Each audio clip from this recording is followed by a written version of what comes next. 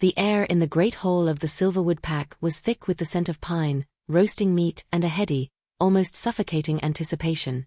Tonight was the mating moon ceremony, a night that was supposed to be a celebration of fate, a sacred tradition that bound their pack together. For Elara, it felt less like a celebration and more like the reading of a death sentence. Her heart hammered against her ribs, a frantic bird trapped in the cage of her chest. She stood near the back of the hall, trying to make herself small, invisible. It was a futile effort. She could feel his eyes on her, a heavy, proprietary gaze that made her skin crawl. Lorcan. The son of a high-ranking warrior, a wolf whose arrogance was as sharp and unpleasant as his scent, a cloying metallic tang like ozone before a storm. The elders had been hinting at their pairing for months. They were a sensible match, a union that would strengthen political ties within the pack. To Elara, the thought of being bound to him, of sharing his bed and his life, was a waking nightmare. Lorcan saw love as an acquisition, a mate as a prize. He had never once asked about her work in the healer's den, her love for the quiet language of herbs, or the peace she found in the deep woods. He only spoke of the powerful pups they would produce, of the status she would bring him. He didn't want her, he wanted the idea of her. Her gaze drifted to the head of the hall, where the Alpha sat on his throne-like chair carved from a single, massive oak. Alpha Kael. He was a stark contrast to the boisterous energy of the hall. A quiet, brooding power emanated from him, a stillness that commanded more respect than any shouted order. He was younger than most Alphas, having taken the position after his father's unexpected death, but he ruled with a wisdom that seemed ancient. His dark hair was a little too long, his jaw perpetually set, and his eyes. His eyes were a piercing shade of gray, like a winter storm, and they missed nothing. He seemed burdened by the weight of his title, a solitary figure watching over his pack. His scent, which he sometimes caught on the wind, was everything Lorcan's was not. Clean, wild and grounding, like pine needles and cold, damp earth after rain. The elder finally stepped forward, his voice a gravelly boom that silenced the crowd. Under the light of the mating moon, the spirits have guided our hearts and strengthened our bonds. Tonight, we honor that guidance. He began to call the names, pairing after pairing announced to cheers and applause.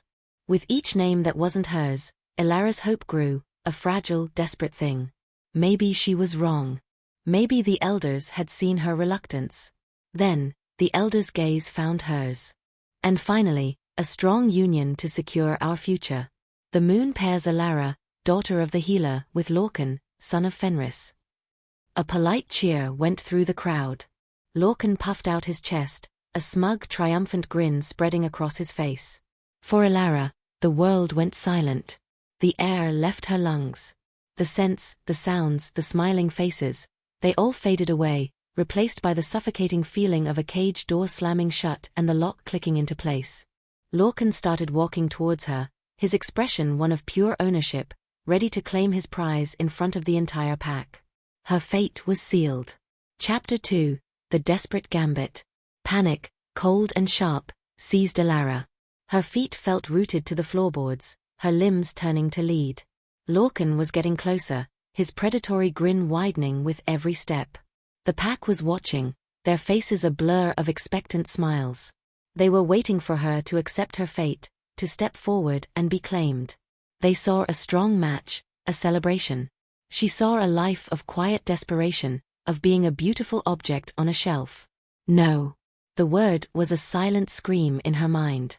It was a rebellion born of months of quiet dread. She would not do it. She would not be handed over like a piece of property. Her eyes darted around the hall, searching for an escape, an alternative, anything. But there was nowhere to go. The doors were too far, and to run would be to declare herself a rogue, an outcast.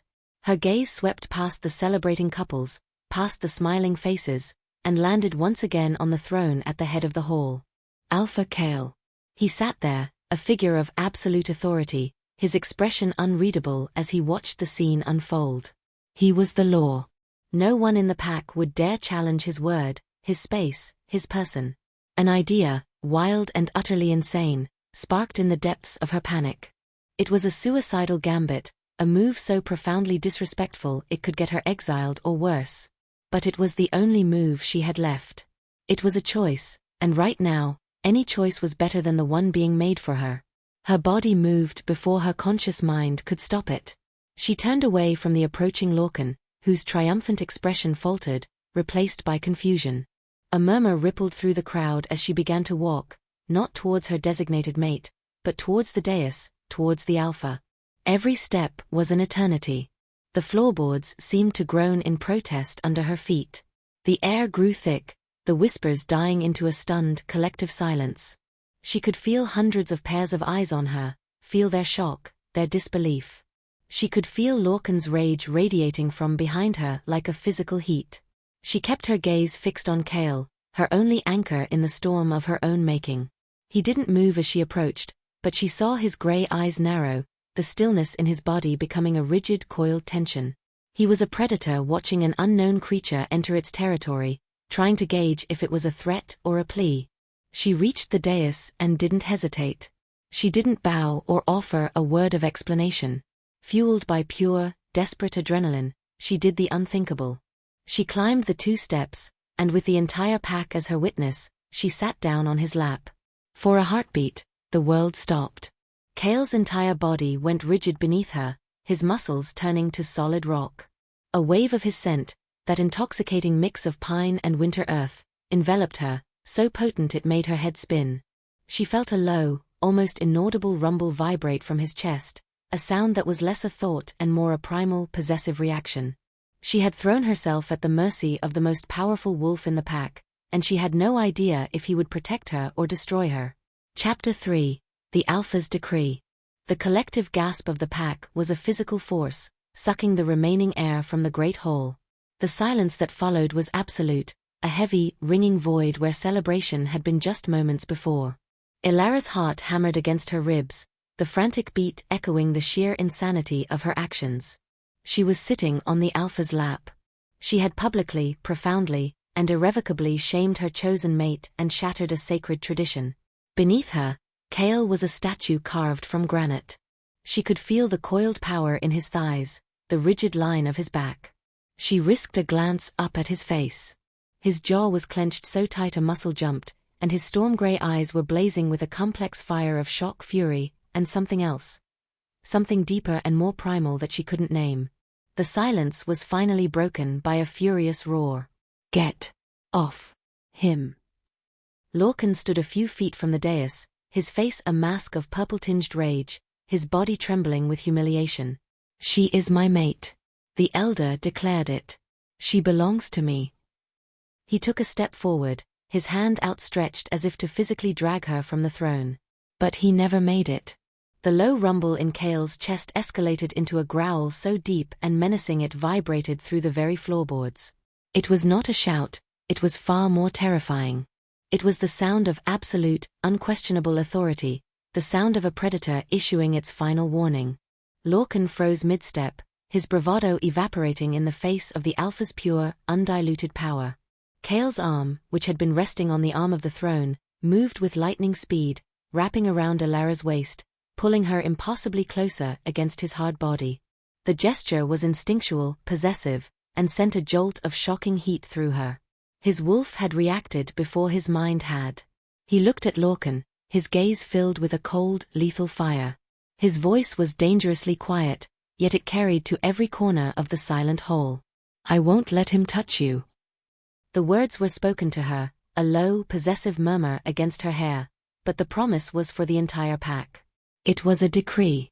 A line drawn in the sand. Lorcan stared, his mouth agape, his rage warring with his survival instinct. The Elder looked horrified, his hands fluttering uselessly at his sides. Slowly, Kael rose to his feet, bringing Ilara with him. His arm never left her waist, keeping her tucked securely against his side. He was no longer a silent observer, he was the undisputed Alpha, and he had just made a public claim of protection over a woman who was not his. He swept his cold gaze over the shocked faces of his pack, his expression daring anyone to challenge him. No one did. "The ceremony is over," he declared, his voice leaving no room for argument. Without another word, he turned and guided Ilara towards the private door behind the throne that led to the Alpha's wing. He moved with a predatory grace, his body a solid warm shield around her. She was trembling, the adrenaline of her desperate gambit finally giving way to the terrifying reality of its consequences. She had escaped the cage of Lorcan, only to walk directly into the den of the wolf. And as the heavy door clicked shut behind them, plunging them into a sudden, intimate silence, she had no idea if she had just been saved or ensnared. Chapter 4. The Stillness of the Storm. The moment the heavy oak door closed behind them, the charged silence of the Alpha's private wing felt more intimidating than the roar of the crowd. They were in a wide, stone hallway, lit by the soft, flickering glow of sconces. The air smelled of beeswax, old leather, and Kael's own pervasive, earthy scent. He finally released her, and the sudden loss of his warmth was so acute it felt like a physical blow. He didn't look at her. He stalked down the hall and into a large study, the door left open in a silent command for her to follow. Elara hesitated for a heartbeat, her legs still trembling, then forced herself to move. The study was a reflection of the man himself. Masculine, functional, and devoid of unnecessary clutter. A massive desk of dark, polished wood dominated the room, shelves filled with leather-bound books lined one wall, and a low fire crackled in a large stone hearth on the other. Kael stood with his back to her, staring into the flames, his hands braced on the stone mantelpiece. The muscles in his back were coiled tight beneath the fine linen of his ceremonial shirt. He was radiating a controlled fury that was far more frightening than Lorcan's loud, blustering rage. He was silent for a long, agonizing minute, and Elara's mind raced. She had publicly defied tradition, humiliated a powerful family, and forced the Alpha's hand in a way no one ever had. He had every right to punish her, to exile her. When he finally spoke, his voice was dangerously quiet. "You have 10 seconds to explain to me why I shouldn't have you formally censured for disrupting a sacred rite and undermining the authority of the elders." He still didn't turn around. "And your explanation had better be the truest thing you have ever said." The cold, hard tone of his voice stripped away the last of her adrenaline, leaving only a raw, desperate honesty. She would not beg. She would give him the truth. "There was no other way," she said, her voice surprisingly steady. "The elder's pronouncement. It felt like a cage. Lorcan doesn't see me. He sees a prize, a breeder, a way to increase his status. To be bound to a man who does not respect my spirit is a fate worse than any censure you could give me." She took a step closer, emboldened by her own words. "You asked for the truth.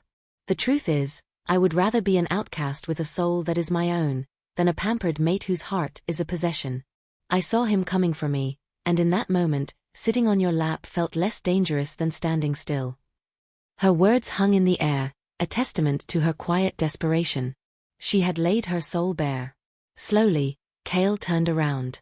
His face was unreadable, his storm-gray eyes searching hers, dissecting her words, sensing for any hint of falsehood or manipulation. An Alpha's greatest strength was his ability to sense the truth, and he was using that strength on her now with an unnerving intensity. He took a step towards her, closing the space between them until she had to tilt her head back to look up at him. The sheer size and power of him was overwhelming. He was so close she could feel the heat from his body, see the flicker of the firelight dancing in the depths of his eyes. "You chose to run to the most dangerous wolf in the forest," he murmured, his voice a low, gravelly timbre. "I chose to run to the one person who values the strength of this pack above all else," she countered, her voice barely a whisper. "A pack is not strong if its members are in cages, even gilded ones." His gaze dropped to her lips for a fraction of a second, and the air between them crackled with a sudden, unexpected heat. His wolf, the one that had growled with possession in the hall, was very close to the surface. He was the Alpha, bound by duty and tradition. But he was also a male, faced with a female who had, in the most primal, instinctual way, sought his protection and chosen him over another. His hand lifted, as if to touch her cheek, but he stopped himself, clenching it into a fist at his side. The battle between the man and the beast was written in the tense line of his jaw. Chapter 5. An Unspoken Claim. The tension in the study was a living thing, a coiled predator waiting to strike. Kael's internal battle was so palpable it was almost visible, the air around him seeming to vibrate with it. He was the enforcer of the pack's laws, and she had just shattered one of their most sacred. Yet every instinct, every fiber of his alpha wolf, was roaring at him to protect her, to keep her close, to finish the unspoken claim her desperate act had initiated. He finally took a step back, putting a crucial foot of distance between them, and the charged atmosphere eased just enough for Elara to breathe again.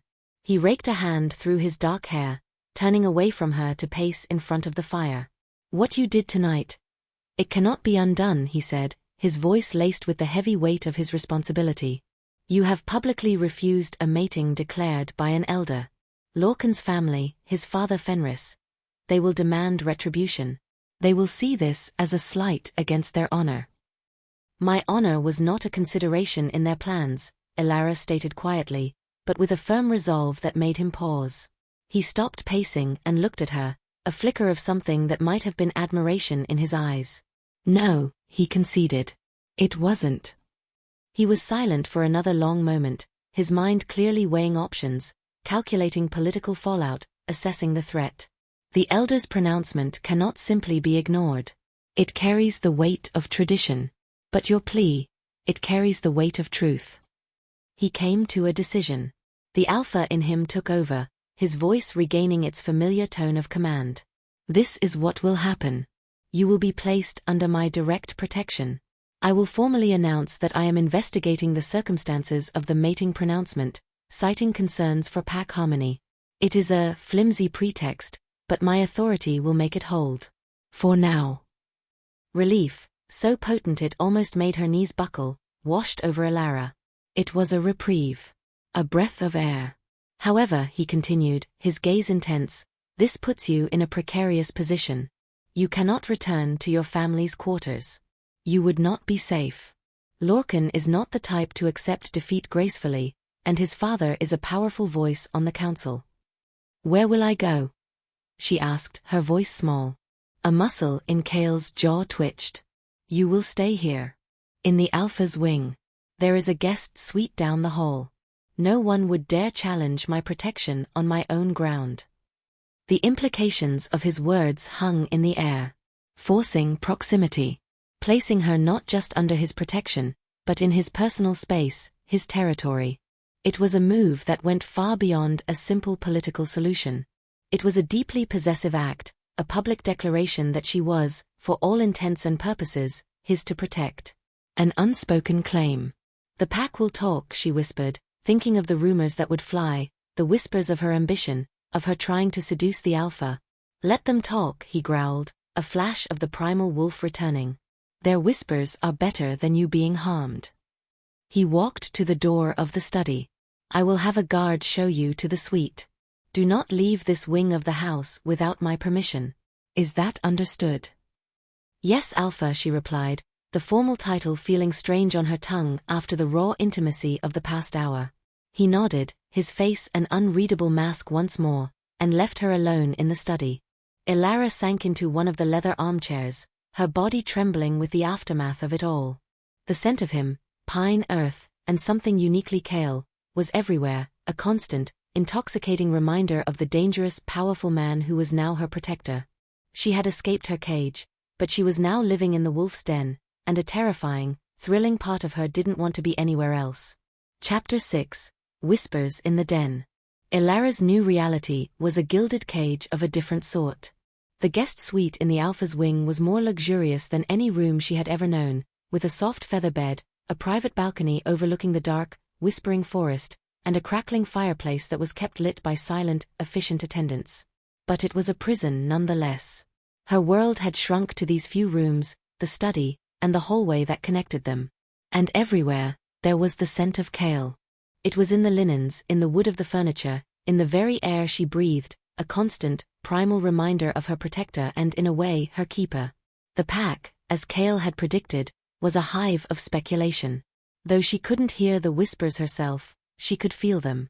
She felt them in the way the attendants who brought her meals would not meet her eyes, their faces a mixture of fear and awe. She felt them in the stiff, formal nods of the guards who stood sentinel at the end of the hall. She was now a creature of myth, the healer's daughter who had defied the elders and thrown herself at the Alpha's mercy. Some, she was sure, saw her as a schemer, a woman using her wiles to climb to a position of power. Others, perhaps the younger she-wolves who chafed under the pack's rigid traditions, might see her as a hero.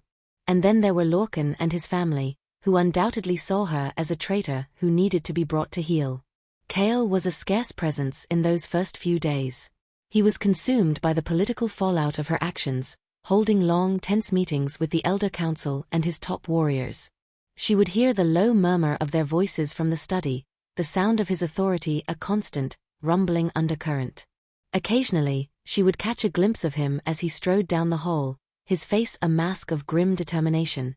He would nod at her, a curt acknowledgement, his storm-gray eyes sweeping over her as if to assess her safety before he disappeared again behind the heavy study door.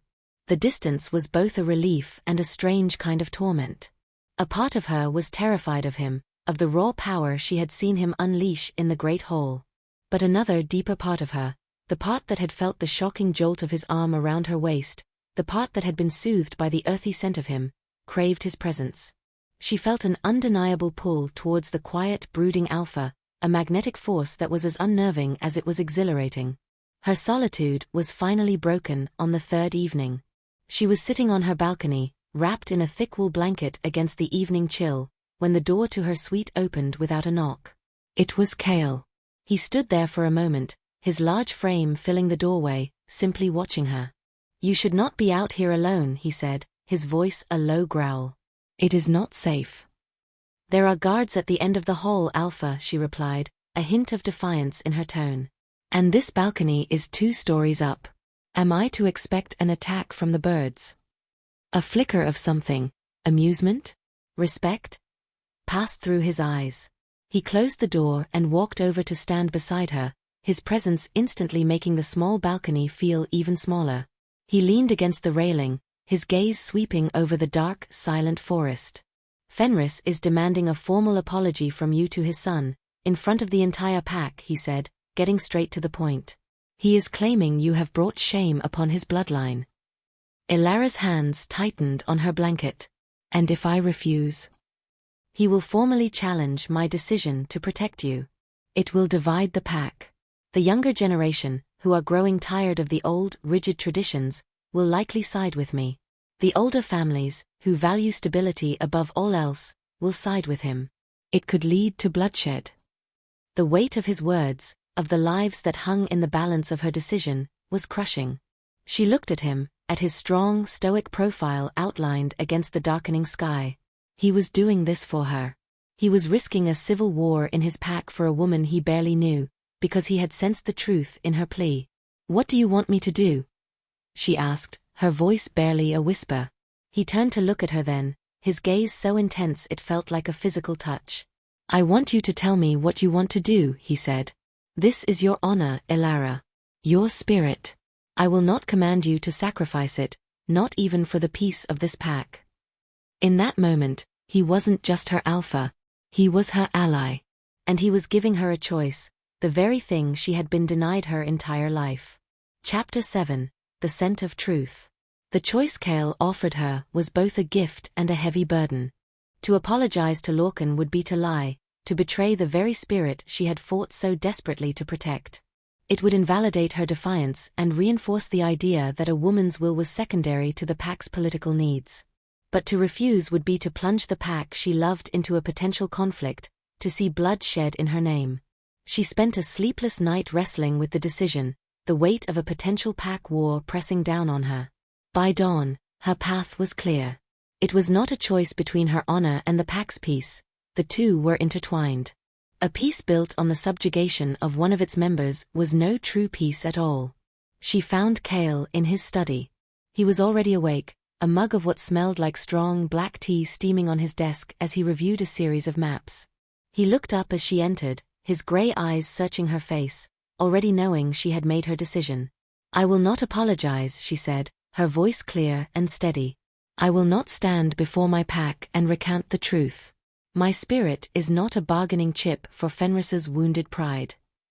She took a breath, her resolve hardening. "But I will not be the cause of a war.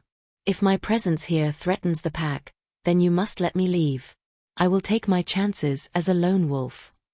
Kael's expression darkened, a storm gathering in his eyes.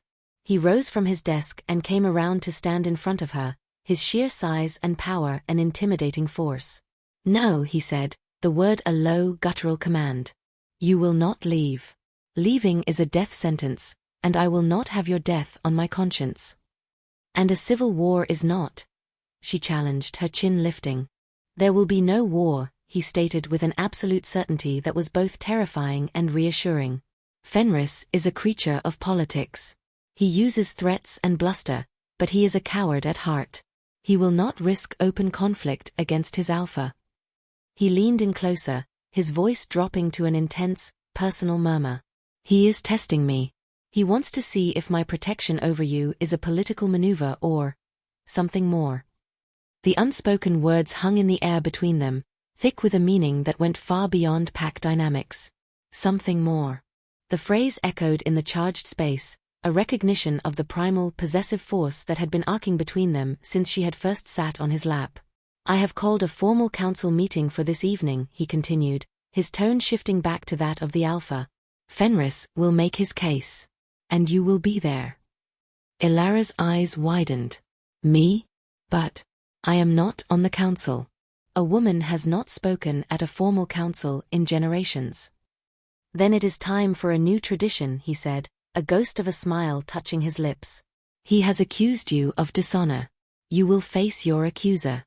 They will not hear my defense of you, they will hear you. They will hear your truth, and I will be there to ensure they listen. It was a bold, unprecedented move. He was not just protecting her, he was empowering her. He was giving her a voice in a world that had tried to silence her. A wave of gratitude so profound it made her dizzy washed over her. But it was tangled with a growing, undeniable attraction to the powerful, complicated man who stood before her. As he looked at her, his alpha senses, which could detect the slightest falsehood, were now picking up something else entirely. Her scent, usually a calm, herbal fragrance of chamomile and mint, was changing in his presence. There was a new, sweeter note underneath, something warm and inviting that was a direct, unconscious response to him. And he knew with a certainty that shook him to his core, that his own scent was doing the same, the wild, earthy notes of his wolf deepening, reaching for her in a way he could no longer control. He was risking his pack not just for a principle, but for a woman whose very scent was beginning to feel like a fated claim on his soul. Chapter 8: The Council and the Challenge. The council chamber was an intimidating, circular room deep in the heart of the Alpha's wing. The walls were made of dark, ancient stone, and a single, massive table carved from a petrified tree sat in the center. The air was heavy with the weight of history, of the generations of Alphas and their advisors who had made decisions of life and death within these walls. Ilara stood beside Kael's empty chair at the head of the table, her hands clasped in front of her to still their trembling. The dozen members of the council filed in, their faces grim. They were the oldest and most powerful wolves in the pack, their sense a complex mixture of authority, tradition, and disapproval. Fenris, a large, barrel-chested wolf with cold, calculating eyes, took his seat directly opposite her, his son Lorcan standing behind him like a thunderous shadow. Lorcan's gaze was full of pure, undiluted hatred. He looked at her not as a spurned mate, but as a stolen possession he was determined to reclaim. When everyone was seated, Kael entered. He moved with a silent, commanding grace, his presence instantly dominating the room. He did not look at Ilara as he took his seat, but she felt the warmth and strength of him beside her, a solid, grounding force. "We are gathered to address the grievance brought by Fenris of the Stone River line," Kael began, his voice calm and authoritative, leaving no doubt as to who was in command. "Fenris, you have the floor." Fenris rose, his voice a practiced, booming oration. He spoke of honor, of tradition, of the sanctity of the mating moon ceremony. He painted Ilara as a manipulative schemer who had used her wiles to disrespect a sacred rite and publicly humiliate his son, a loyal and strong warrior of the pack. He claimed she had ambitions above her station, that her ultimate goal was to seduce the Alpha and seize a power she did not deserve. With every word, he stoked the fires of the council's conservative fears. "This female," he spat, his gaze dripping with condescension, "has spat upon our most sacred laws. She has shamed my bloodline. I demand that she offer a formal apology to my son and that she be given to him as the elder decreed, so that her willfulness may be corrected." The threat in his final words was unmistakable. A cold dread washed over Ilara. He didn't just want her apology, he wanted to break her. Kael's face was a mask of stone, but Elara could feel the rage emanating from him in waves. Before he could speak, however, Elara found her own voice. "I will not apologize for refusing to be a political prize," she said, her voice clear and strong, cutting through the heavy silence. She met Fenris's gaze without flinching. "You speak of honor, but where was the honor in attempting to bind me to a man who has never once shown respect for my spirit? You speak of tradition, but does our tradition truly say that a she-wolf's heart is meaningless?" She turned her address to the other council members. "I am a healer. My hands are not for wielding power, but for mending what is broken. A pack with a broken heart cannot be strong. Forcing a mating where there is no respect, no connection. That is what brings shame. That is what weakens us." A murmur went through the council. Her words, spoken with such quiet, unshakable conviction, had found their mark.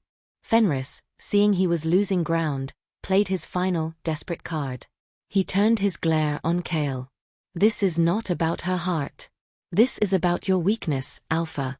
You have allowed a female to defy a sacred right. You protect her because she has clouded your judgment. You are not fit to lead." It was an open challenge. The one thing that could not be ignored. Kael rose slowly from his chair, a deadly calm settling over him. "You question my fitness to lead, Fenris?" he asked, his voice dangerously soft. "I do," Fenris snarled. "Then I accept your challenge," Kael replied, his voice ringing with absolute authority. "Tomorrow, at dawn. In the dueling circle. To the death." The council chamber erupted. Elara felt the blood drain from her face. A political dispute had just become a death sentence. She had wanted to save her own spirit, and in doing so, she may have just condemned her Alpha to die. Chapter 9. The Eve of Battle. The Alpha's challenge to the death was an ancient, brutal rite, one that had not been invoked in the Silverwood Pack for over a century. It was a final, irrevocable solution to a challenge against the Alpha's authority. The news ripped through the pack like a wildfire, extinguishing all the petty whispers and replacing them with a single terrifying reality. By dawn, one of their most powerful wolves would be dead. The study, which had become a strange sort of sanctuary for Elara, now felt like a tomb. Kael stood by the window, staring out at the moonlit forest, the very picture of calm. But Elara could feel the tension thrumming beneath his skin. Fenris was older, more experienced in the old ways of fighting. He was a brute, but a cunning one. Kael was younger, faster, but his leadership had been one of reason and strategy, not bloodshed. "This is my fault," Elara whispered, the words tasting like ash in her mouth. She stood by the fireplace, unable to get warm, a deep, chilling guilt settling into her bones. "I did this. I pushed you to this." Kael turned from the window, his gray eyes finding hers in the dim, firelit room. "No," he said, his voice firm, leaving no room for her self-recrimination. "He did this. Fenris has been testing my authority since the day I took the mantle. He saw you as a tool, a lever to finally make his move. If it hadn't been you, it would have been something else. He was looking for an excuse to challenge me. You just happened to be the one he chose." He walked towards her, his presence filling the space between them. "Do not carry the weight of his ambition, Elara.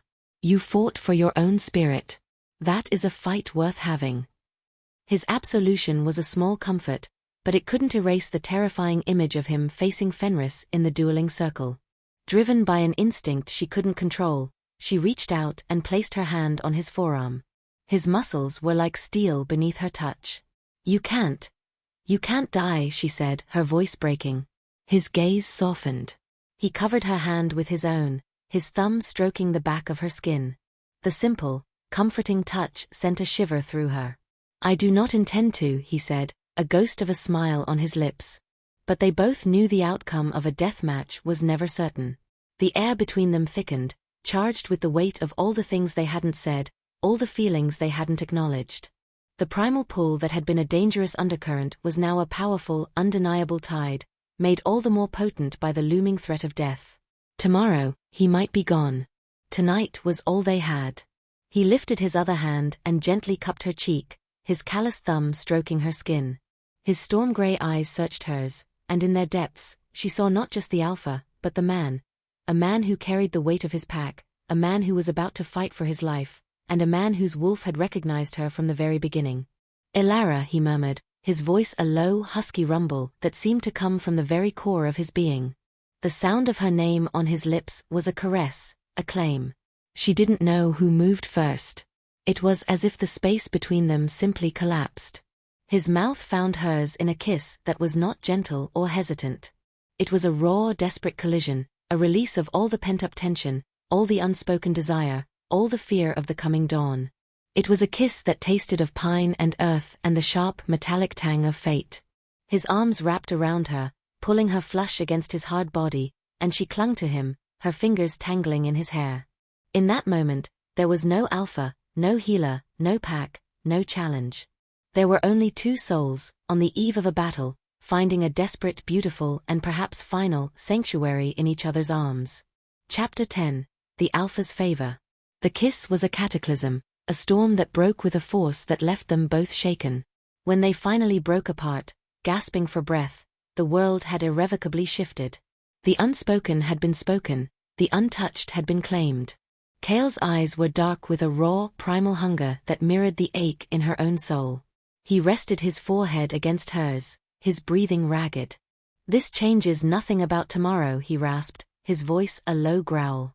The words were a warning to her, but mostly to himself. He was the alpha, and his duty came first. "I know," she whispered, though her heart screamed in protest. He pulled back, his hands still framing her face, his gaze intense. "I need to prepare. And you need to be safe." He wouldn't let himself be distracted. The stakes were too high. But Elara, a healer who understood the intricate connections between body, mind, and spirit, knew that a warrior's greatest weapon was his will to live. He needed more than just skill to win tomorrow, he needed a reason. "There is something I can do," she said, her voice gaining a quiet, professional strength. "To help. Not with the fight, but with your focus. Your strength." He looked at her, skeptical but intrigued. She led him to one of the leather armchairs by the fire and, with a gentle pressure on his shoulders, had him sit. Her healer's instincts took over, pushing aside the trembling woman who had just been in his arms. She retrieved her small leather pouch of herbs, which she had insisted on keeping with her. She knelt before him, her movements calm and deliberate. She chose a specific combination of herbs: wolfsbane root for clarity, mountain ash for strength, and a touch of silver thistle, not for its poison, but for the sharp, metallic scent that grounded a wolf's senses. She crushed them in a small stone bowl, the fragrant, earthy scent filling the air. "Give me your arm," she commanded softly. He obeyed without question, extending his forearm. She took a small amount of the herbal paste and began to massage it into his skin, just below his wrist, over the pulse point. Her touch was not the sensual caress of a lover, but the firm, knowing touch of a healer. She worked the paste into his skin, her thumbs pressing into the muscle and sinew, her focus absolute. It was an ancient ritual, a way of lending her own spiritual strength to a warrior before battle. As she worked, she began to speak, her voice a low, hypnotic murmur. "Feel the strength of the mountain in your bones. Feel the clarity of the winter sky in your mind. Your wolf is a part of you, but you are its master. Your will is the alpha's will. Your heart is the pack's heart."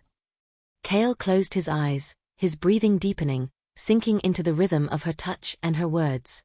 The rage and anxiety of the coming battle began to recede, replaced by a profound, centered calm.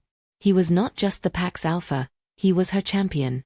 And her touch, her belief in him, was a more powerful armor than any physical shield. When she was finished, she didn't pull away. She wrapped a thin strip of clean linen around his wrist, not to bind the herbs, but as a physical token. An alpha's favor. An ancient tradition where a mate would give a warrior a piece of herself to carry into battle. She wasn't his mate, not officially, but in that moment, in the quiet intimacy of the firelit room, they both knew that she was. She tied the knot and her hands lingered on his wrist. He opened his eyes, and the look he gave her was one of profound, soul-deep gratitude. He lifted his hand and gently touched the linen strip, then looked at her. "I will come back to you," he said. It was not a hope. It was a vow. And as he stood and walked out of the room to face his solitary vigil before the dawn, Elara held on to that promise, the scent of the herbs and the memory of his kiss a desperate, fragile shield against the coming terror of the morning. Chapter 11. The Dueling Circle. Dawn broke, painting the eastern sky in brutal streaks of crimson and bruised purple. The air was cold and sharp, each breath a painful reminder of what was to come. The Dueling Circle, a wide flat clearing on the edge of the territory, was a place of grim history, its ground packed hard from the weight of past conflicts. The entire pack had gathered, their faces pale and anxious in the half-light. They formed a silent, living wall around the circle, a testament to the gravity of the moment. Elara stood near the front, her stomach a-tight, churning knot of ice. She felt 100 pairs of eyes on her, a mixture of pity, blame, and morbid curiosity. To many, she was the cause of this, the catalyst for this potential bloodshed. She ignored them, her gaze fixed on the center of the circle where two figures stood, stripped to the waist, their breath pluming in the cold air.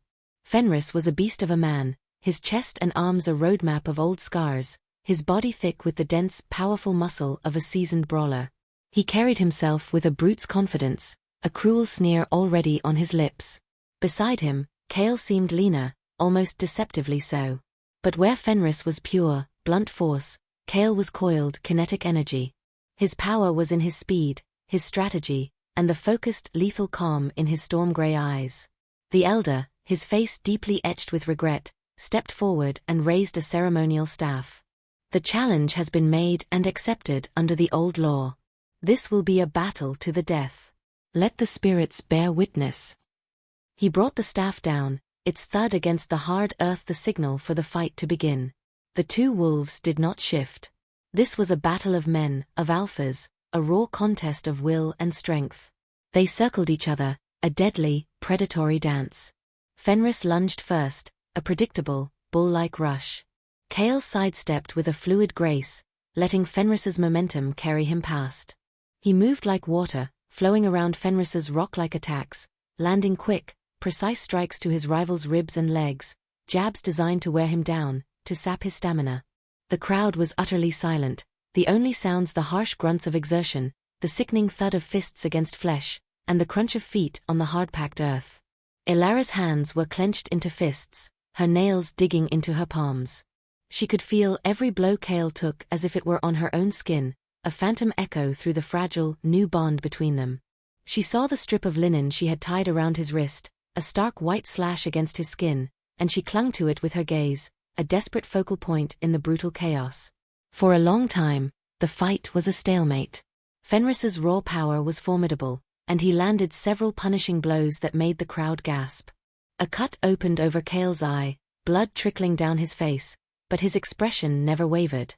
He was patient, a hunter waiting for his moment, letting Fenris's rage and frustration become his own undoing. The moment came. Fenris, growing tired and enraged by Kael's evasiveness, overcommit to a powerful swing. He left himself open for a fraction of a second, but a fraction was all Kael needed. He moved in, not with a flurry of strikes, but with a single, decisive, brutal combination. He drove his shoulder into Fenris's chest, knocking the air from his lungs, and as the older wolf staggered back, Kael's fist connected with his jaw with a crack that echoed across the silent clearing. Fenris crumpled to the ground, stunned but not unconscious. Kael stood over him, his chest heaving, blood and sweat mingling on his skin. He had won. The fight was over. But it was a fight to the death. The elder stepped forward, a ceremonial blade in his hand, ready to offer it to the victor to complete the rite. A wave of sickness washed over Elara. Kael was an alpha who had built his reign on reason and peace. To force him to become a killer, to execute a pack member in cold blood, would leave a scar on his soul that would never heal. Kael looked down at his defeated rival, then his gaze swept over his pack, and finally, his eyes found Elara's. He saw the horror on her face, the plea in her eyes. And in that moment, he made a decision that would redefine his rule, a decision that was not just for the pack, but for her, and for the man he wanted to be. Chapter 12. The Alpha's Mercy. Kael stood over the fallen Fenris, the pack's collective breath held in a silent, expectant pause. The elder approached, his movements slow and somber, holding out the ceremonial blade, its obsidian edge gleaming darkly in the morning light. Tradition, law, and the brutal terms of the duel demanded that Kael take the blade and end Fenris's life. To do anything less would be to show weakness, to dishonor the very right he had accepted. But Kael did not look at the blade. His gaze remained locked with Alara's. He saw her horror, her plea for him to not become the killer the old law demanded. He saw the woman who had spoken of a pack's strength being in its heart, not just its fangs. And he made his choice. He turned his back on the elder and the waiting blade, a profound, shocking act of defiance. He looked down at Fenris, who was struggling to push himself up, his face a mask of disbelief and humiliation. "The fight is over," Kael declared, his voice ringing with an authority that was absolute, an authority that came not from ancient law, but from his own innate power. "I am the alpha of this pack. My authority is not in question." He then looked at his pack, at the hundreds of stunned faces watching him. The old law was forged in a time of brutality, a time when our survival depended on a ruthlessness that no longer serves us. Strength is not shown by how much blood we are willing to spill, but by the wisdom to know when mercy is the greater power.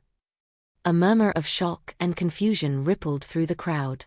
This was unprecedented. He was rewriting their most sacred, brutal tradition on the spot. He turned his cold gaze back to Fenris. "You will be stripped of your seat on the council. You and your son will formally cede your claim on Alara and offer your fealty to your alpha. Your life is forfeit, but I will spare it. You will live with the knowledge that your alpha showed you a mercy you would not have shown him. That will be your punishment." It was a brilliant, strategic, and deeply compassionate move. He had not just won the fight, he had won the war for the soul of his pack. He had shown them that his rule was one of strength and reason, not of blind, brutal tradition. He had asserted his dominance more completely with an act of mercy than he ever could have with an act of execution. Fenris, defeated and utterly broken, could do nothing but nod his head in submission. His son, Lorcan, rushed to his side, his face pale, his earlier arrogance replaced by a grudging, fearful respect. He looked at Alara, not with hatred now, but with a dawning understanding of the woman he had so badly underestimated. Kael walked out of the dueling circle, his body bruised and bleeding, but his spirit whole. The pack parted for him like the sea, their faces a mixture of awe, relief, and a new, deeper level of loyalty. He walked directly to Alara. He didn't speak. He simply reached out and took her hand, his fingers lacing through hers in front of everyone. It was a simple, public act, but its meaning was unmistakable. This was not just the woman he protected, this was his. He led her away from the clearing, away from the whispers and the stares. As they walked back towards the Alpha's wing, the sun finally broke free of the horizon, bathing the forest in a clean golden light. He had faced death and chosen mercy. He had risked everything, and in doing so, had solidified his rule and his claim on her. But Alara knew the political battle was far from over. An Alpha's mercy could be seen by some as a leader's strength, but to others, it would be seen as a victor's weakness, a weakness they could seek to exploit in the future. Chapter 13. The Scars of Victory. In the aftermath of the duel, Kael was not a celebrated victor, but a healer tending to the wounds of his own pack. The physical scars on his body were the least of his concerns. It was the political and social fractures that required his immediate attention. His act of mercy, while seen by many of the younger generation as a sign of enlightened leadership, had sent tremors of unease through the old guard. They saw his refusal to kill Fenris not as strength, but as a dangerous deviation from the laws that had kept them safe for centuries. The Alpha's study, once a place of intimidating silence for Alara, now became the center of their shared world. She watched as Kael worked tirelessly to mend the rifts he had created. He met with every member of the council individually, not to command their loyalty, but to explain his reasoning, to listen to their fears, and to forge a new consensus based on mutual respect rather than fear. Alara's role in this new landscape was undefined. She was no longer just the healer's daughter, but she was not yet officially the Alpha's mate. She existed in a strange, liminal space, a symbol of the pack's turmoil and its potential for change. She found her own way to contribute. While Kael healed the pack's political body, she healed its Alpha. Her healer's instincts took over.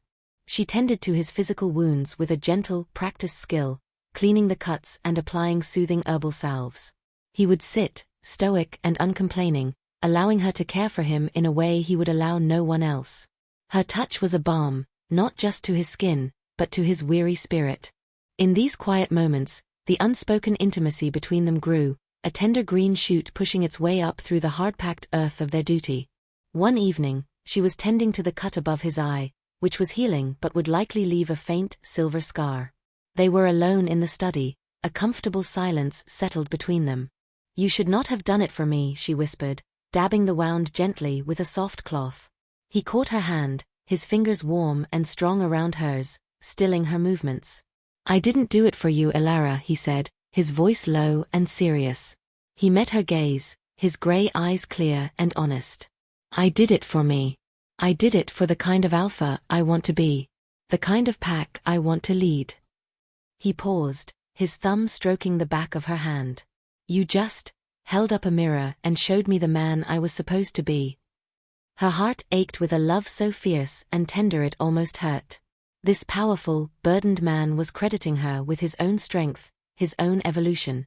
But their quiet moments were often interrupted by the realities of his position. The delicate work of diplomacy was ongoing. Lorcan, in a surprising turn, had come to Kael and offered his unconditional fealty. Humbled by his father's defeat and Kael's mercy, the arrogant young wolf was beginning to transform into a loyal warrior. Fenris, however, remained a problem. Though stripped of his power, he was a silent, brooding presence in the pack, a focal point for the discontent of the traditionalists. He had accepted the alpha's mercy, but he had not forgiven the humiliation. He was a snake in the grass, and they both knew he was just waiting for a moment of weakness to strike. The victory in the dueling circle had not been an end to their problems, but the beginning of a new, more subtle kind of war. And in the center of it all was Elara. Her continued presence in the alpha's wing was a constant, visible symbol of Kael's break with tradition. To solidify his new vision for the pack, he needed to solidify her place in it. And there was only one way to do that. The question of her official status, of the mating that had been so violently interrupted, still hung between them, a silent, momentous decision that would shape not only their future, but the future of the entire Silverwood pack. Chapter 14. A different kind of mating. The days settled into a new, tentative normal. Kael worked to consolidate his authority, building bridges with the wavering council members and establishing a new tone of leadership. Elara, though still confined to the alpha's wing for her safety, was no longer a prisoner. She became Kael's unofficial advisor, his confidant. He would discuss pack matters with her, valuing her calm, empathetic perspective. He was the pack's strength, and she was becoming its heart, a partnership that felt more natural and essential than any tradition. Their personal relationship deepened in the quiet, stolen moments between council meetings and strategic planning. A shared meal in the study, a quiet conversation by the fire, a lingering touch as they passed in the hall, these became the building blocks of a profound, soul-deep connection. The raw, desperate passion of the night before the duel had softened into a steady, unwavering intimacy. They were two solitary souls who had found their other half, and the rightness of it was a quiet, unshakable truth. But the unspoken question of her status remained a source of tension. According to tradition, the mating moon was the only time a sacred union could be declared. That time had passed. By the old law, they were in limbo. The traditionalist faction, though quiet, used this ambiguity to subtly undermine Kael's authority. They whispered that the alpha was so besotted with the healer's daughter that he was keeping her as a mistress, flouting the very sanctity of the mating bond he was meant to uphold. Kael was aware of the whispers, and it enraged him. He wanted to declare her his mate, to stand before the pack and claim her as his Luna, but he was trapped. To simply announce it would be seen as another act of authoritarian defiance, further alienating the old guard he was trying so hard to win over. One evening, Elara found him staring out the window of the study, a familiar, troubled look on his face. She came and stood beside him, her presence a silent offering of support. "They think I am dishonoring you," he said, his voice tight with frustration. "By keeping you here, without a formal bond, they twist it into something sordid." "I don't care what they think," she said softly. "I know what is in your heart." "But I care," he growled, turning to face her. "I will not have you seen as anything less than what you are." He took her hands in his gaze intense. "You are my Luna, Elara. In my heart, in my soul, my wolf chose you the moment you defied them all. The ceremony, the traditions. They are just words. This, he said, pressing her hand to his chest, is the truth. A wave of love so powerful it stole her breath, washed over her. But she also saw the trap he was in. He was a progressive leader caught in the web of an archaic system. And then, an idea sparked in her mind, a solution that was not about defying tradition, but about redefining it. Then let's give them a ceremony, she said, her eyes lighting up. But not their ceremony. Ours. He looked at her, confused. The mating moon is about a bond blessed by the spirits of the forest, is it not? She continued, her voice gaining excitement. The tradition says we wait for the moon, but what if the spirits are willing to bless a bond at any time, if the hearts are true? Let's not defy the tradition, let's fulfill its true spirit. She explained her idea.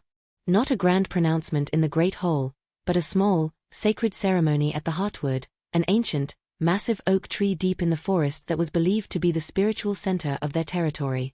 They would invite only the elder council. She, as a healer, would prepare the offerings to the spirits. He, as the alpha, would declare his intent. They wouldn't be breaking the law, they would be creating a new one based on genuine connection rather than political convenience. It was a brilliant solution, one that honored the spiritual core of their beliefs while simultaneously asserting Kael's authority to interpret and lead. It was a compromise that was, in fact, a declaration of a new way forward. Kael looked at her, a slow smile spreading across his face, a look of pure awe and adoration in his eyes. He had been trying to solve the problem like an alpha, with power and authority. She had solved it like a Luna, with wisdom, grace, and a deep understanding of the pack's heart. Chapter 15. The Heartwood Vow. The Heartwood was a place of profound, ancient power. The massive oak tree stood in a secluded clearing, its branches so wide they created a natural cathedral, its bark a gnarled, intricate map of the pack's entire history. The air here was different, still, sacred, and humming with a quiet, elemental energy. It was to this sacred place that Kael summoned the Elder Council 2 days later. They came, their faces a mixture of confusion, suspicion, and reluctant respect. Fenris and Lorcan were there, their expressions stony and unreadable. They gathered in a semicircle before the great tree, the dappled sunlight filtering through the leaves and painting shifting patterns on the forest floor. Elara and Kael walked into the clearing together. She wore a simple white dress, her hair braided with wildflowers and sprigs of mountain ash, a symbol of protection.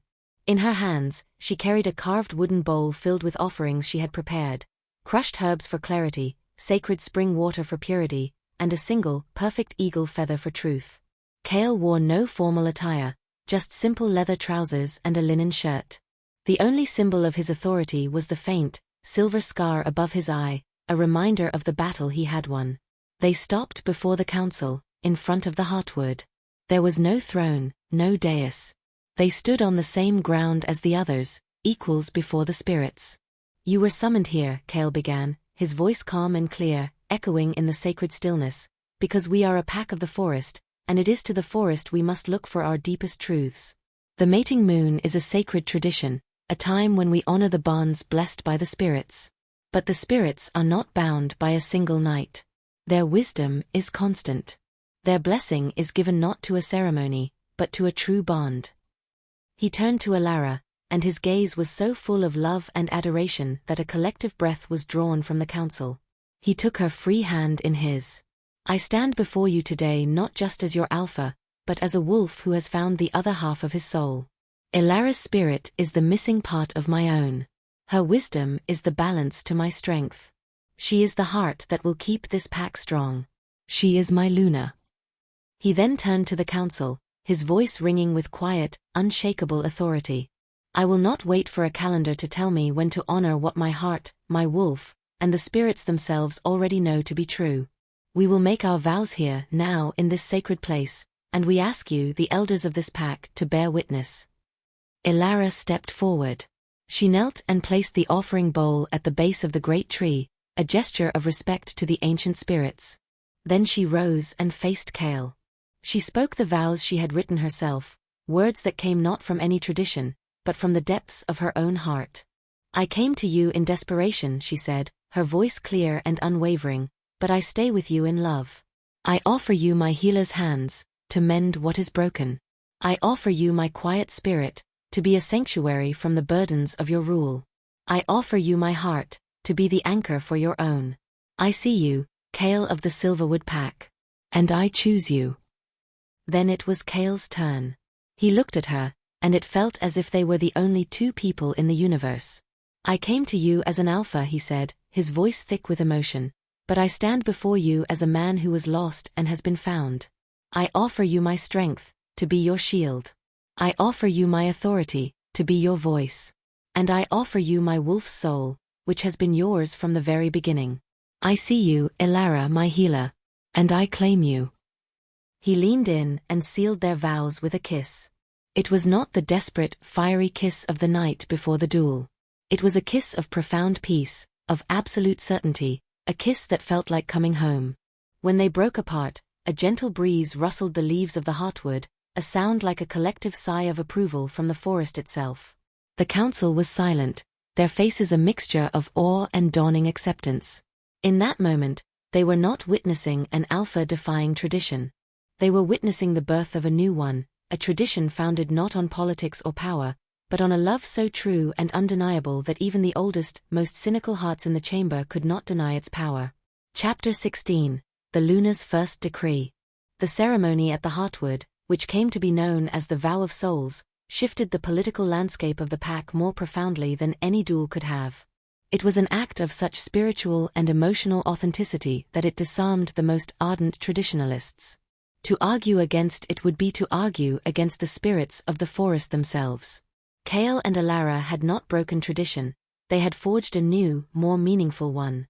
Elara's status as Luna was now undisputed. She moved from the guest suite into the Alpha's main quarters, a space she had once entered with fear and trepidation. Now it was her home. She began to infuse the stark, masculine space with her own gentle touch. Vases of wildflowers from the forest, the scent of calming herbs simmering on the hearth, shelves filled with her healing texts alongside Kael's maps and histories. She was not erasing him, she was blending with him, creating a space that was a true reflection of their partnership. Her first true test as Luna came not in a council meeting, but in the everyday life of the pack. A dispute had arisen between two families over the rights to a particularly fruitful berry patch. It was a petty squabble, but one that had been simmering for weeks, fueled by old rivalries. The families had brought the dispute to Kael, who, as Alpha, was expected to issue a judgment, a ruling that would inevitably leave one side feeling resentful. That evening, as Kael was reviewing the territorial maps, trying to find a logical, equitable solution, Elara came to stand behind him, resting her hands on his shoulders. She had been listening to the pack's whispers, not as a spy, but as a healer diagnosing an ailment. "This isn't about the berries," she said softly. He looked up at her, his brow furrowed. "It's a resource dispute. It's always about resources." "No," she insisted gently. "The matriarch of one family, Elspeth, feels her contributions to the pack, the weaving of the winter blankets, are undervalued.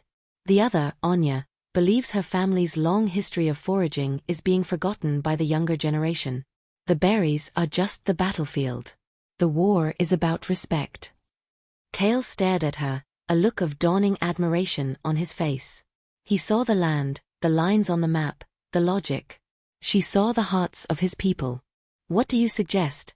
he asked, his voice full of genuine respect for her insight. "Let me handle it," she said. The next day, Elara did not summon the two angry matriarchs for a formal judgment.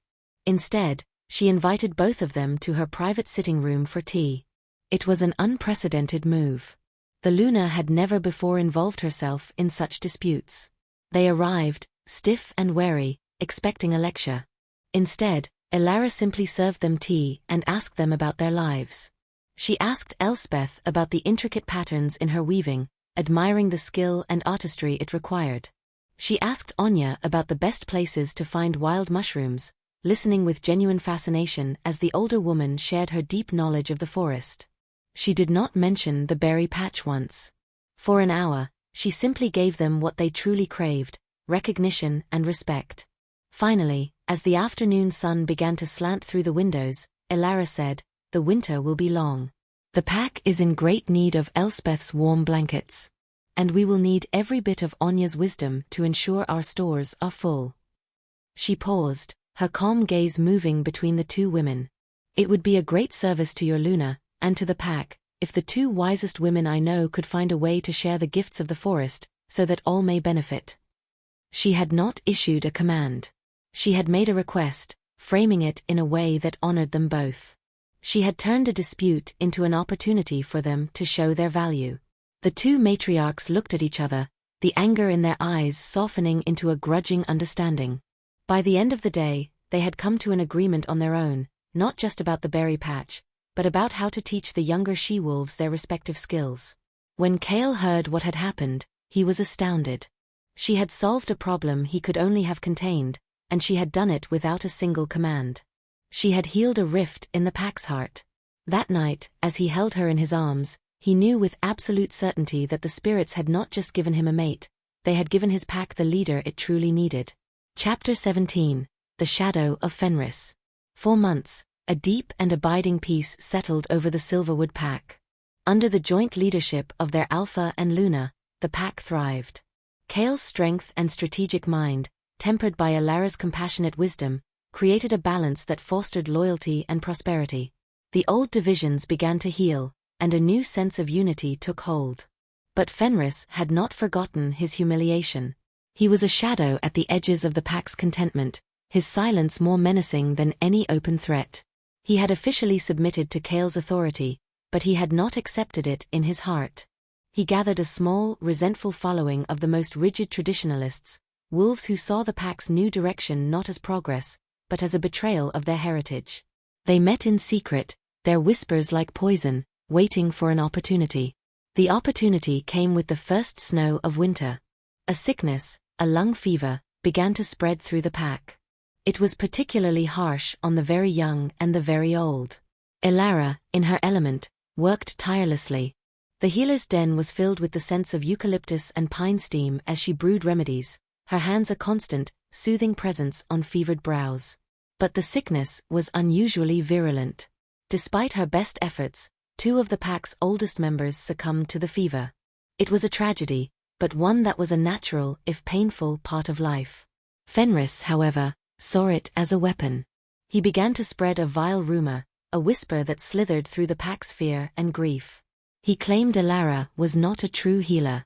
He suggested that her power came from a darker, unnatural source.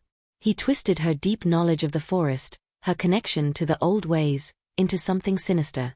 He hinted that the sickness was a result of the spirit's displeasure, a punishment for the pack abandoning its sacred traditions, a punishment for accepting an unnatural Luna. The poison of his words found fertile ground in the pack's fear. A few members, whose loved ones were sick, began to look at Alara with suspicion. The trust she had worked so hard to build began to fray at the edges. Kael was furious. He wanted to drag Fenris into the center of the settlement and execute him for his treason. But he knew that would only make Fenris a martyr and prove his point to the fearful. This was a battle that could not be won with fangs and claws. It had to be won with truth. The crisis came to a head one evening when Alara was returning from the healer's den, exhausted and heartsick. A small group of wolves, led by one of Fenris's most vocal supporters, blocked her path. "Our children are sick because of you," the wolf snarled, his eyes filled with a mixture of fear and hatred. "You and your strange ways have brought a curse upon us." Before Alara could respond, a low, menacing growl cut through the air. Kael emerged from the shadows, his body a coiled spring of lethal power, his wolf so close to the surface his eyes seemed to glow in the twilight. The wolves who had confronted her shrank back, their bravado evaporating in the face of their alpha's fury. But Alara placed a gentle hand on Kael's arm. "No, my love," she said softly, her voice carrying in the tense silence. "This is not the way." She turned to face the accusers, her expression not one of anger, but of a deep, sorrowful compassion. "I grieve for our elders as you do," she said, her voice clear and steady. "My heart breaks for every child who suffers. But fear is a sickness of the spirit, and Fenris is its carrier. He offers you poison because he has nothing else to give. I offer you my hands, my knowledge, and my unwavering heart. Now, you must choose. Will you be led by a wolf who preys on your fear, or will you stand with a Luna who will fight for your lives? Her words, full of grace and strength, hung in the cold winter air. She had not defended herself. She had put the choice, and the responsibility, back on them. She had shown them the true face of leadership, and in doing so, had revealed Fenris for the cowardly poison peddler he truly was. Chapter 18. The Healer's Sacrifice. Elara's words had swayed the crowd, but the seed of fear, once planted, was not so easily uprooted. The sickness still raged, and Fenris's whispers continued to prey on the most vulnerable. Elara knew that to truly defeat the poison of his lies, she had to defeat the fever itself. She pushed herself to the brink of exhaustion, barely sleeping, her days and nights a blur of grinding herbs, brewing teas, and tending to the sick. The turning point came when Lorcan's own infant son, a baby of only a few months, fell gravely ill. The fever took hold with a frightening speed, the child's small body burning with heat, his breaths coming in shallow, ragged gasps. Lorcan and his mate were beside themselves with grief and terror. They tried the pack's traditional remedies, but nothing worked. The child was fading. Elara heard the news and her heart went out to them. There was no room for past grievances when a child's life was at stake. She gathered a specific collection of rare herbs, ghost pipe for the fever, lungwort for the breath, and a precious, carefully measured amount of nightshade root, a dangerous but powerful plant that could break a fever's hold if used correctly. She walked to Lorcan's dwelling, her healer's pouch in hand. Lorcan met her at the door, his face a mask of anguish and suspicion. The instinct to reject her, the woman who had shamed him, warred with his desperate fatherly love. "What do you want?" he asked, his voice rough. "I want to save your son," she replied simply, her gaze steady and full of compassion. She pushed past him gently and went to the small cradle where the baby lay. He was so small, so fragile. She could feel the heat radiating from his body. Without a word, she began her work. She prepared a poultice, her movements swift and sure. She spoke to the child in a low, calming murmur as she applied it to his chest. She brewed a tea and, using a small dropper, managed to get a few precious drops into his mouth. She did not leave. She sat by that cradle all night, monitoring the child's breathing, reapplying the poultice, her presence a calm, unwavering vigil. Kael came and stood silently in the doorway for a time, a guardian watching over his Luna as she performed her sacred work, but he did not interfere. He knew this was a battle she had to fight on her own. Sometime before dawn, the fever broke. The child's breathing eased, the fiery heat of his skin cooled, and he fell into a deep, healing sleep. Lorcan, who had been watching from the corner of the room, his pride slowly being eroded by his awe, finally broke down. He sank to his knees, tears of relief and shame streaming down his face. "You saved him," he choked out. "After everything my father, you saved him." "He is a child of this pack," Elara said, her voice soft with exhaustion. "That is all that matters." The news of what she had done spread through the pack as quickly as the sickness had. It was a truth that could not be twisted, a fact that could not be denied by rumor. She had saved the son of her greatest rival. She had answered hatred with healing. It was the ultimate act of a true Luna, a demonstration of a love for her pack that was unconditional. When Fenris heard, he was defeated. His lies, his poison, his entire platform of fear, had been obliterated by a single, selfless act of healing. He had no power left. His followers melted away, their fear replaced by a profound respect and shame for the woman they had doubted. The sickness in the pack spirit was finally truly healed. Chapter 19. A New Tradition. Spring arrived, melting the last of the snow and bringing with it a sense of renewal and profound peace. The lung fever had passed, and the pack, unified by the shared trial and by their Luna's unwavering grace, was stronger than ever. Fenris, stripped of his support and his honor, became a recluse, his shadow finally fading into irrelevance. As the forest floor bloomed with the first wildflowers of the season, the pack prepared for the annual welcoming, a ceremony to celebrate the new pups born over the winter. Traditionally, it was a ritual led by the Alpha and the Elders, a formal presentation of the next generation. But Kael, now fully secure in his leadership and his partnership with Elara, saw an opportunity to solidify the new path they were forging. The evening before the ceremony, he took Elara's hand and led her to the great hall, which was being decorated with garlands of fresh pine and spring blossoms. "Tomorrow," he said, his voice thoughtful as he looked around the hall, "I will present the pups to the pack, as is tradition. But I want you to be the one to give them their blessing." Elara looked at him, surprised. "But Kael, the blessing is always given by the head elder. It is a rite of wisdom and age. And what is wiser than healing? What is more essential to our future than a heart that values every life, even the son of an enemy?" He turned to her, his gray eyes soft and full of love. "Our pack strength is no longer just in its fangs, Elara. It is in its compassion. It is in you. I want the first blessing these pups receive to be from their Luna. I want them to grow up knowing that our pack is led by both a shield and a heart." It was more than just a gesture. It was the creation of a new tradition, a public declaration that her role was as vital and sacred as any of the old rites. It was the final, beautiful synthesis of the old way and the new. The next day, the great hall was filled with joy. The families of the new pups gathered, their faces beaming with pride. One by one, Kael, as the alpha, took each infant in his arms and presented them to the pack, declaring their name and lineage. The final pup to be presented was the son of Lorcan. Lorcan stepped forward, his head held high, but his eyes were full of a deep, humble respect as he passed his son to his alpha. Kael held the child for a moment, then turned and placed him gently into Elara's waiting arms. Elara looked down at the healthy, sleeping baby she had fought so hard to save. Then, she addressed the pack, her voice clear and warm, resonating with a quiet, confident authority. She didn't speak of laws or spirits. She spoke of community, of nurturing, of the promise held within each new life. "May you grow with a brave heart, little one," she whispered, her blessing meant for all the children. "May you be fierce in the defense of your family, and gentle in the care of your pack. May you always know that your truest strength is not in the power you can take, but in the love you can give." She gave the baby a soft kiss on the forehead before handing him back to a teary-eyed Lorcan. A wave of profound, heartfelt applause swept through the hall.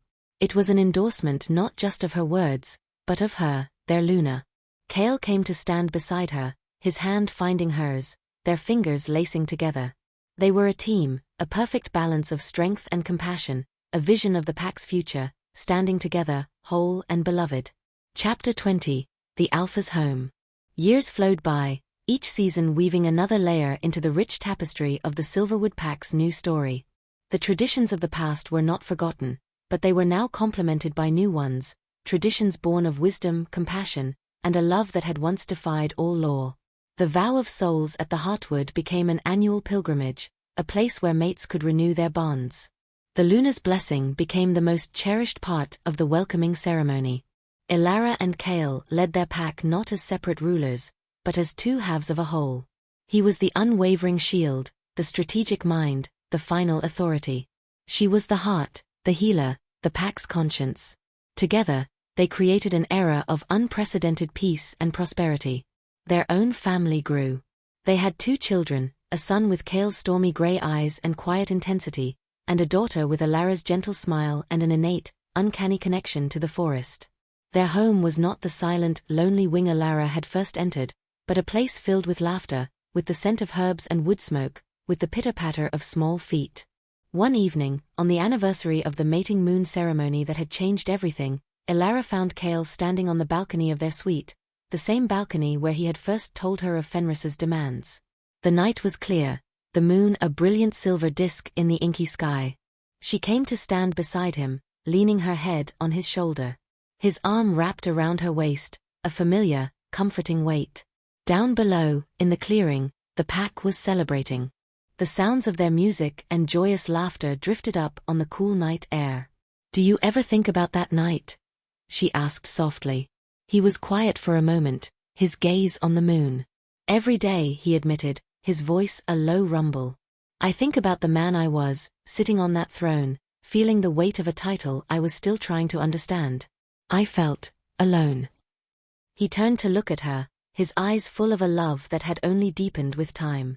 And then this wild, defiant, terrified she-wolf walked across the hall and sat on my lap, and I have not felt alone for a single moment since. I was so scared, she confessed, a faint memory of the panic stirring. I had no idea what you would do. Neither did I, he chuckled.